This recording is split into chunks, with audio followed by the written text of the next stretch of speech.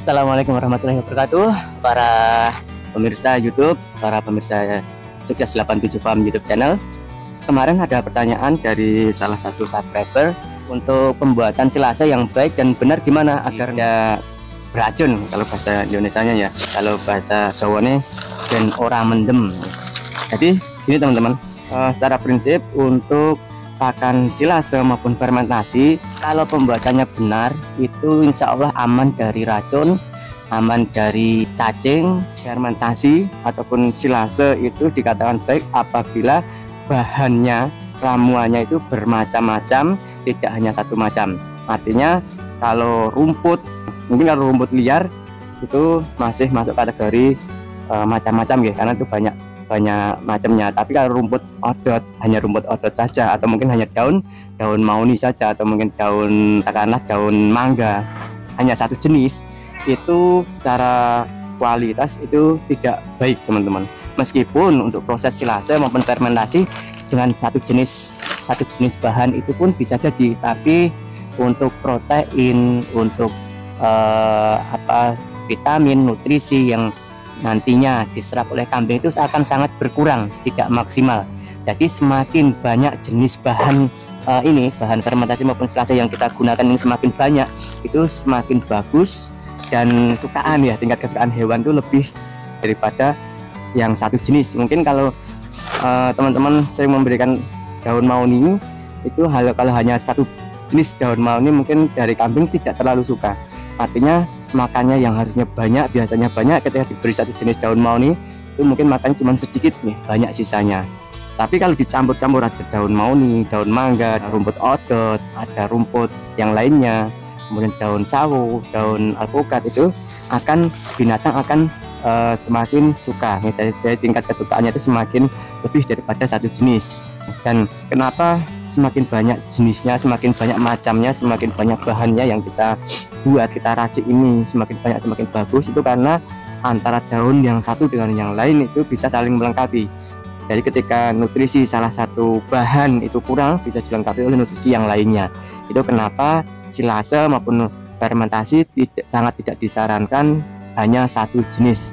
Terpaksanya itu bahan itu hanya satu jenis, kita hanya punya satu jenis. Nah, untuk mengantisipasi itu agar nutrisi ternak kita tetap terpenuhi, itu bisa kita berikan jejak atau bekatul, kemudian diberikan premik. Nah ini tadi guys, kembali ke pembahasan awal. Secara prinsip silase dan fermentasi itu sama, hanya saja fermentasi itu ada tambahan probiotik, jadi bantuan probiotik agar proses fermentasinya lebih cepat ya, lebih sempurna. Tapi kalau silase itu tanpa tambahan bahan probiotik ya, itu. Jadi daunan, rumput dan lain sebagainya dicacah dengan mesin cacah, kemudian dimasukkan tong, dipadatkan sepadat-padatnya. Nah, kuncinya dari fermentasi atau silase itu adalah kedap udara. Jadi bahan ini nanti kita masukkan di tong itu harus kedap udara, kita injak sepadat mungkin, kita tutup serapat mungkin, usahakan tidak ada udara masuk ataupun keluar masuk udara, sehingga proses fermentasi itu bisa berjalan dengan sempurna. Kalaupun ada bocor-bocor sedikit, insya Allah tetap bisa jadi, hanya saja ya kurang sempurna. Atau kalau bocornya parah, benar-benar bolong, itu biasanya akan terjadi pembusukan di daerah yang terkena udara itu. Kemudian yang kedua, agar fermentasi ataupun silase ini berhasil adalah kadar air. Jadi untuk tanaman-tanaman yang kadar airnya tinggi itu sangat disarankan tidak dicoper kemudian dibuat secara langsung, untuk mengantisipasi terlalu banyak kadar air di dalam, sehingga nanti akan menimbulkan kegagalan dari proses fermentasi maupun proses pembuatan silase. Nah, untuk mengantisipasi itu caranya, ketika misalkan teman-teman ingin silase atau membuat fermentasi rumput, contohnya rumput odot, karena odot maupun pakcong itu kadar airnya lumayan tinggi, itu diangin-anginkan dulu atau dijemur sebentar ya, kurang lebih kalau dianginkan sekitar minimal 6 jam lah biasanya yang kita lakukan seperti itu. Atau biasanya saya kalau memetik pagi, nanti sore baru, atau sekitar jam 2an itu baru saya chopper ya.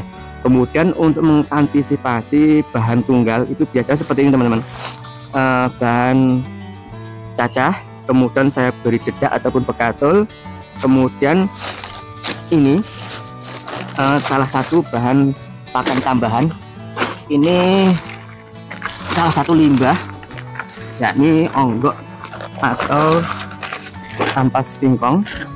Ini sebelumnya sudah saya tabur dengan bekatul ataupun dedak, kemudian dicampur dengan premix, saya taburkan onggok ataupun ampas singkong. Ini kita ratakan terlebih dahulu seperti itu teman-teman. Jadi semakin banyak variasi, yang semakin banyak campuran atau semakin banyak bahan yang kita gunakan untuk pembuatan fermentasi maupun pembuatan silase, itu kualitasnya semakin baik. Kalau kita hanya membuat silase ataupun fermentasi hanya asal-asalan, yang penting jadi, itu nanti efeknya ke binatang ternak kita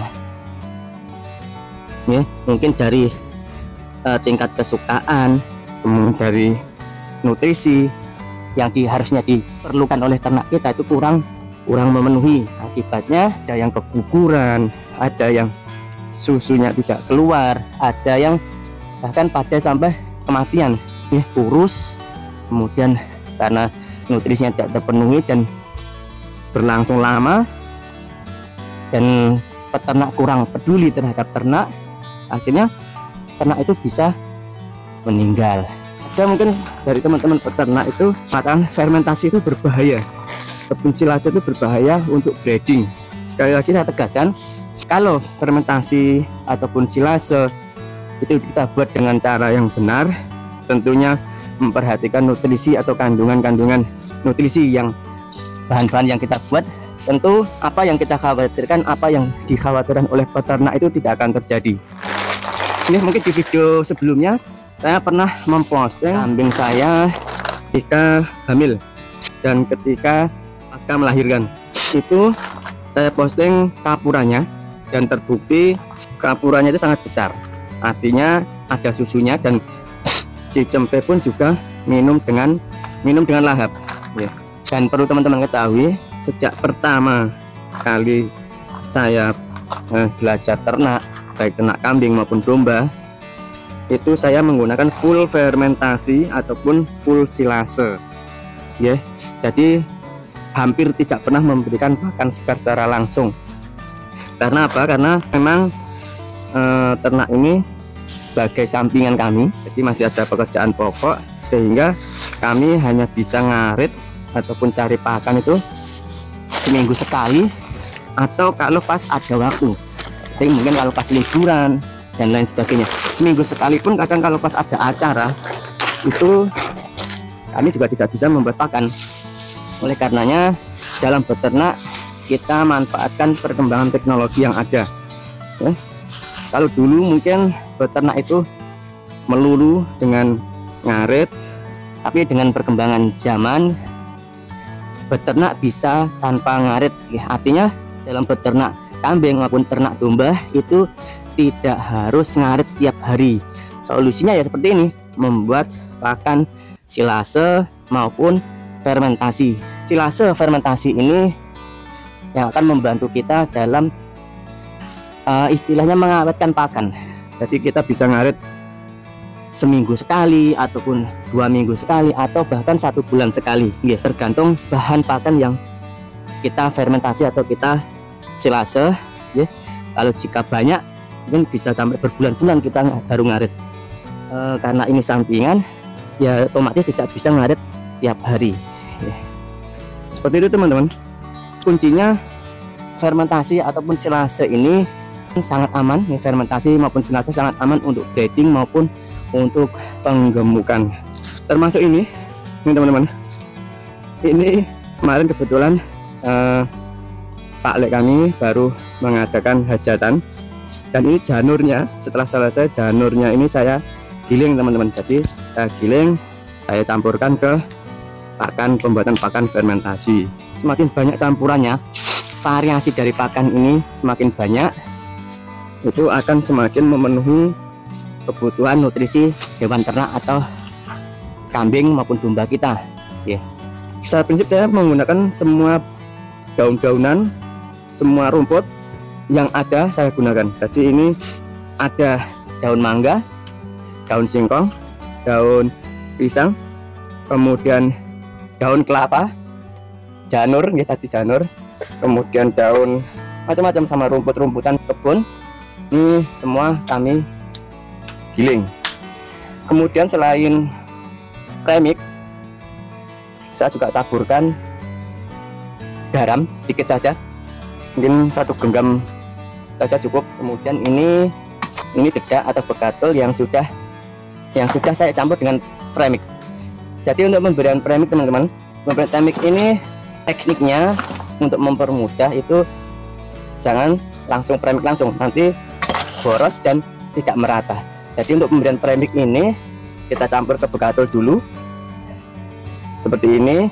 Setelah dicampur, diaduk dengan bekatul, baru kita tabur-taburkan ke media pakan yang akan kita buat fermentasi maupun silase ini. Nah, kalau gini kan sekalian tabur bekatul, sudah otomatis premixnya campur dengan bekatul.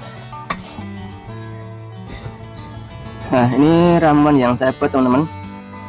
Ini paling cuman sekitar 1 liter air. Kemudian bahannya saya tambahkan untuk probiotik sama molase. Nah, untuk molase ini karena banyak teman-teman ternak yang mengatakan keguguran dan lain sebagainya dari fermentasi maupun silase, itu banyak terjadi keguguran dan lain sebagainya. Bisa jadi salah satu penyebabnya adalah takaran molase yang diberikan. Jadi molase ini kan sifatnya panas gitu, panas atau bisa menimbulkan gas, atau mungkin takaran yang kurang pas itu juga bisa menyebabkan keguguran ya. Jadi untuk saya biasanya molase yang saya berikan itu hanya sekedarnya saja nih, hanya sekedarnya saja. Jadi karena saya juga tidak paham takaran molasenya yang harus diberikan, ini sifatnya hanya sekedarnya saja. Intinya ya, kalau bahasa gampangannya ya, itu bahasa Jawanya tinggi untuk ames-ames lah gitu, perasa, sedikit perasa untuk bahan fermentasi maupun silase yang kita buat. Jadi hanya sekedarnya saja, hanya paling kalau diberikan di tangan hanya tangan ini paling kurang lebih untuk 1 liter air gitu. Jadi istilahnya hanya sekedarnya saja. Kalaupun biasanya bahan yang fermentasi maupun silase yang saya buat lebih banyak dari ini, biasanya kalau untuk takaran sekitar 500 kilo pakan fermentasi, itu biasanya saya hanya menggunakan molase 1 gelas kecil itu. Kemudian untuk saya campurkan di 2 liter air, biasanya saya menggunakan itu 2 liter air, 1 gelas kecil molase, kemudian 19 tutup kecil saya menggunakan M4 ya. Jadi selama ini saya pembuatannya banyak fermentasi ya. Kalau silase jarang-jarang, tapi seringnya saya membuat fermentasi. Makanya ketika ada teman-teman yang mengatakan fermentasi itu menyebabkan ini, menyebabkan itu alhamdulillah di ternak kami itu aman-aman saja. Cempe lahir normal, kemudian susu kambing maupun dombanya juga normal, artinya keluar susunya, ambingnya juga besar. Artinya ternak saya dari 0 sampai sekarang itu berjalan baik-baik saja dengan metode pakan fermentasi full fermentasi maupun full silase. Oke. Seperti itu teman-teman. Intinya dari pakan fermentasi ataupun silase ini kuncinya adalah semakin banyak variasi, semakin banyak bahan yang kita gunakan untuk pembuatan silase maupun fermentasi, itu semakin bagus, semakin melengkapi nutrisi dari yang dibutuhkan oleh hewan ternak kita, dalam hal ini kambing maupun domba. Itu teman-teman kunci dari fermentasi maupun silase. Kalau pembuatan kita istilahnya sudah memenuhi standar, tidak ada kesalahan dalam pembuatan, insya Allah aman teman-teman. Dan tidak ada kematian di kambing maupun domba saya ini, tidak ada kematian sejak awal dari sampai akhir karena gara-gara fermentasi maupun silase, dan tidak ada pernah keguguran, tidak pernah terjadi. Artinya penggunaan fermentasi dan silase ini sangat aman untuk ternak kambing maupun ternak domba, baik breeding maupun fattening. Tentunya kalau untuk fattening itu pakan-pakannya lebih berkualitas lagi, lebih apa istilahnya, tingkat gizinya itu lebih tinggi karena mengejar bobot ternak. Tapi kalau breeding itu kan jangka panjang, jadi yang penting memenuhi nutrisi yang dibutuhkan oleh ternak kita, kambing sehat, beranaknya pun juga insya Allah sehat. Seperti itu teman-teman. Jadi saya mengatakan pakan fermentasi maupun silase ini 90% aman. Kenapa 99%? Karena kita sebagai peternak itu tidak bisa memastikan ya, namanya kita berkaitan dengan binatang hidup, pasti tidak jauh dari yang namanya kematian ataupun sakit ataupun dan segala macam. Artinya yang 1% itu adalah kehendak Allah. Kita sebagai peternak hanya bisa berikhtiar, bisa berusaha bagaimana agar hewan ternak kita, binatang ternak kita sehat, beranak dengan normal, selamat, berkembang biak dengan semestinya. Ya, tugas kita hanya berikhtiar, selebihnya itu adalah kehendak Allah. Sehingga ada beberapa teman-teman subscriber ataupun pemirsa YouTube yang menanyakan kepada saya terkait obat-obatan, obat mencret maupun obat ketika kambing lesu, malas makan dan lain sebagainya. Sekali lagi kami disclaimer ya, disclaimer bahwa kita sebagai peternak tidak bisa menjamin dengan obat atau ramuan yang kita berikan itu sehat kemudian kembali pulih seperti sedia kala. Kita tidak bisa menjamin. Kita hanya bisa mengusahakan, kita hanya bisa berikhtiar terkait kesembuhan, kemudian keberlangsungan hidup ternak kita, ya kita kembalikan kepada Sang Pencipta atau Tuhan yang menciptakan kita semua, karena semua itu adalah kehendak Allah. Kalau kita sudah ya ramuannya benar, obatnya benar, kita berikan sesuai, ya kalau memang itu kehendak Allah mati ya mati, itu teman-teman. Seperti itu teman-teman, untuk sedikit gambaran intermezzo dari pertanyaan-pertanyaan yang terkait silase maupun fermentasi. Nah ini teman-teman, ramanya seperti ini.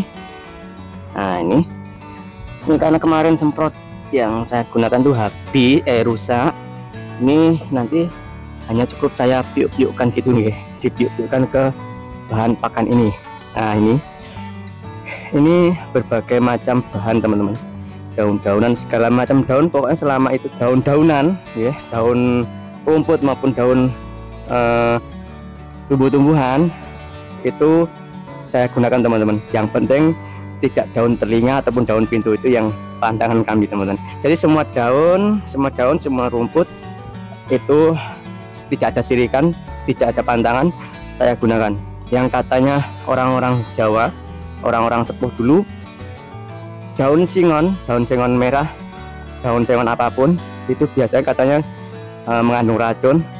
Dan memang buktinya ada di daerah kami ya, saya diberikan daun sengon, itu kambingnya mati atau keracunan. Tapi bagi saya karena sistemnya fermentasi maupun silase aman teman-teman. Jadi solusi untuk menghindari sianida ataupun racun pakan, racun daun ataupun racun rumput itu solusinya dengan silase maupun fermentasi teman-teman. Jadi baik sengon, daun singkong, pohon singkong, bahan singkongnya atau daun-daun yang lainnya yang sifatnya racun, ketika di silase maupun di fermentasi insya Allah aman teman-teman, bebas dari racun, mempertahankan atau mengawetkan makanan itu sendiri sehingga bisa kita gunakan 1 minggu, 2 minggu, 3 minggu, 1 bulan, 2 bulan, sampai berapa bulan pun insya Allah aman teman-teman. Seperti itu. Oke, kita lanjut aduk-aduk. Kemudian sebelumnya kita beri cairannya dulu, kita beri ramuannya dulu, kemudian kita pindah gunung biar ya untuk meratakan bahan-bahan yang sudah kita campur.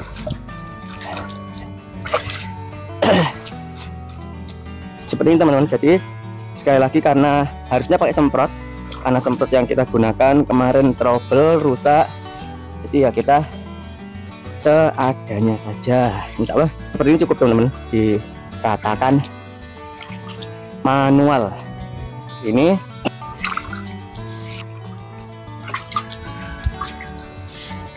Sudah, ini yang separuhnya nanti lagi. Kemudian ini teman-teman, nah ini alat utama untuk mengaduk atau membuat fermentasi ataupun silase. Nih, ini alat cakruk, ini alatnya Cupatka ya kak. Ini alatnya Cupatka ini. Ini tinggal kita aduk-aduk seperti ini. Istilahnya kita pindah gunung. Jadi dari sana kita geser ke sini, ya, dengan mengaduk-aduk seperti ini. Nah, seperti ini. Nanti sampai teman-teman ya berasa sudah mencampur, sudah menyatu, sudah ya, sudah apa istilahnya, dianggap sudah cukup ya, baru nanti kita masukkan ke tong. Nah ini teman-teman, ini sebelum diaduk baru tadi saya tumpuk. Nah ini ditemenin anak kesayangan ya, ini anak yang paling cantik teman-teman, anak saya yang paling cantik, Solihah insya Allah. Nah ini setelah di sini kita pindah gunung, kita aduk sampai gunung sebelah sini ya, dari gunung sebelah kanan dipindah gunung ke sebelah kiri ya, gitu kan. Seperti ini sudah kita aduk seperti ini ya. Ini yang tadi baru tumpukan pertama, sudah ditumpuk sini dari gunung kanan pindah ke gunung kiri biar adil itu teman-teman. Oke, kita lanjutkan. Ini pukul 13.30 teman-teman. Untuk kambing atau domba biasanya jam-jam segini itu jam istirahat. Biasanya kalau nutrisinya tercukupi, makannya tercukupi, itu pasti jam-jam segini tuh kambing ataupun domba itu istirahat. Dan istilahnya bahasa Jawa ganyemi, itu biasanya cadangan makanan di dalam itu dikeluarkan, kemudian dikunyah kembali, kemudian dimasukkan kembali seperti ini. Nah ini kan teman-teman, ini ketika jam-jam istirahat kondisi kambing di kandang ya seperti ini, leyeh-leyeh sambil biasanya nggak nyemi teman-teman. Nah seperti ini induk anak ini salah satu contoh bukti full fermentasi, induk dan anak sehat bahagia teman-teman. Kalau nggak bahagia nggak mungkin bisa tidur nyenyak seperti ini. Kalau nggak bahagia pasti nggak bisa tidur teman-teman, kepikiran hutang, kepikiran rentenir, kepikiran besok yang mau dimakan apa ya. Ini kalau bahagia, hati tenang, tentrem ya, tidurnya pun pules. Nah payah istirahat nih istirahat, saatnya kerja, jam-jam kerja nih kerja. Nah seperti ini. Ya seperti ini kondisi di jam-jam istirahat. Ini bonak ini bonak, tadi juga bonak. Ini yang 3 itu kolom-kolom anak itu teman, kolom-kolom anak usia 6 bulan ke atas. Ini hamil. Nah ini buntingan teman-teman, buntingan istirahat. Nah seperti ini, ransum seperti ini ya, nggak nyemi. Jadi makanan, cadangan makanan yang di dalam itu dikeluarkan kembali untuk dicerna, dikunyah kemudian dicerna kembali. Ini juga anakan usia sekitar 1 tahunan. Jadi ini untuk tahun depan, korban tahun depan itu insya Allah sudah ready teman-teman. Kebetulan ini jantan-jantan, jadi untuk cadangan korban tahun depan. Ya, inilah kondisi di dalam kandang. Nah, seperti ini teman-teman. Ini sangat nyenyak sekali teman-teman. Jadi untuk jam-jam istirahat seperti ini usahakan teman-teman, terutama untuk peternak pemula, jangan sampai diganggu ya. Kalau ada pembeli atau ada tetangga yang pengen lihat, itu harus janjian dengan jenengan selaku peternak untuk dikondisikan bukan di jam-jam istirahat. Tujuannya apa? Tujuannya agar istirahatnya cukup, metabolismenya hewan ini bagus, sehingga nanti pertumbuhannya pun juga bagus. Harapannya seperti itu. Kemudian kita lanjutkan untuk proses fermentasi tadi, kita lanjutkan. Nanti ini kita masukkan ke dalam tong.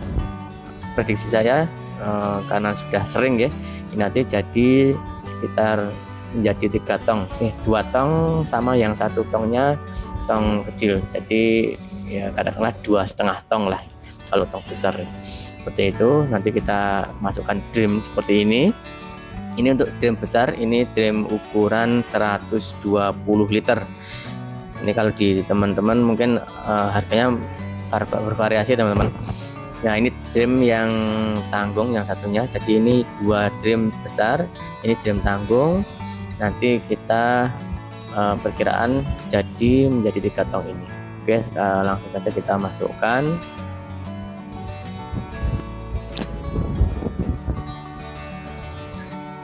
Ya, kita masukkan secara bertahap ya, seperti ini, terus sampai penuh. Nanti kita injak-injak sampai padat. Usahakan semaksimalnya udara atau rongga udara di dalam tong ini benar-benar tidak ada ya. Tidak ada ya, atau semaksimalnya lah. Intinya diinjak-injak ini tujuannya untuk meminimalisir udara ataupun rongga udara yang ada di dalam tong. Oke, seperti ini. Ini kenapa saya buat ini apa ya, dibuat lebih dari tong, karena nanti kan padat ya, dipadatkan lah. Ini ketika ditutup seperti ini nanti otomatis bisa padat ke bawah, sehingga tidak menyisakan rongga udara di area tutup seperti itu teman-teman. Ya, seperti ini diinjak untuk memadatkan, kemudian ditutup ya. Nah, ini klem ini penting ya. Klem ini ya, kalau tidak ada klem ini ya bisa menyebabkan sepele tapi fatal. Ini klem untuk menutup keluar masuknya udara. Ya, seperti ini. Alhamdulillah sudah selesai. Ini jadi 3 tong. Ini masih ada sisa sedikit, nanti bisa diberikan ke kambing atau domba pun tidak masalah. Jadi 1, 2, 3 yang 1 tanggung ini sesuai prediksi kami dapat sekian, masih ada sisa sekian. Nanti ini diberikan langsung pun tidak masalah. Jadi nanti kambing pun dan biasanya mau dan senang ya, apalagi baru mencopor, ini kan masih segar ya. Seperti itu teman-teman untuk pembuatan fermentasi secara keseluruhan. Kemudian ini cadangan yang ada di kami yang masih terisi. Jadi yang posisi di bawah ini 1, 2, 3, 4, 5, 6, 7, 8, 9, 10. Nah, ini masih terisi. Nanti biasanya ini untuk membuka yang ini, yang baru, yang tong baru ini biasanya sekitar lebih dari 1 bulan baru bisa buka yang baru itu, sehingga untuk fermentasi itu secara teori sudah jadi ya. Kalau secara teori kan untuk fermentasi ataupun silase itu baiknya itu 21 hari atau selama 3 minggu. Jadi untuk membuka yang ini baru jadi ini itu sudah memenuhi syarat fermentasi ataupun silase.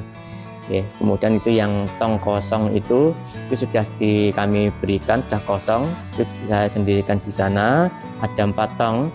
Biasanya nanti untuk setiap minggu sekali untuk pembuatan pakan fermentasi. Seperti itu teman-teman, mudah-mudahan bisa menjawab dari pertanyaan salah satu subscriber Sukses 87 Farm, dan mudah-mudahan bisa memberikan manfaat umumnya kepada peternak di Indonesia, terutama untuk peternak pemula. Bagi teman-teman yang baru saja menemukan channel ini, mohon support ataupun dukungannya untuk bisa like, subscribe, Dan teman-teman yang sudah mendukung kami dalam bentuk apapun, kami ucapkan terima kasih. Mudah-mudahan keberadaan channel ini memberikan dampak positif untuk peternakan di Indonesia. Tetap semangat, salam sukses 87 Farm, salam sukses peternakan Indonesia. Assalamualaikum warahmatullahi wabarakatuh.